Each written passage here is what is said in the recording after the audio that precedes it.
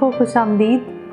पाक कलाम में से आज हम पढ़ेंगे मत्ती की अंजील, उसका 7 बाब, उसकी पहली आयत। ऐबजोई ना करो कि तुम्हारी भी ऐबजोई ना की जाए, क्योंकि जिस तरह तुम ऐबजोई करते हो उसी तरह तुम्हारी भी ऐबजोई की जाएगी, और जिस पैमाना से तुम नापते हो उसी तरह तुम्हारे वास्ते नापा जाएगा। पाक कलाम के पढ़े जाने और सुनने पर खुदावंद की बरकत हो।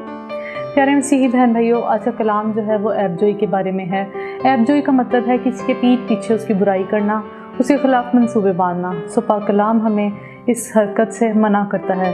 पाक कलाम हमें कहता है कि किसी की ऐबजोई ना करो।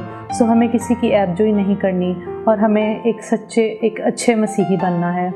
आमीन।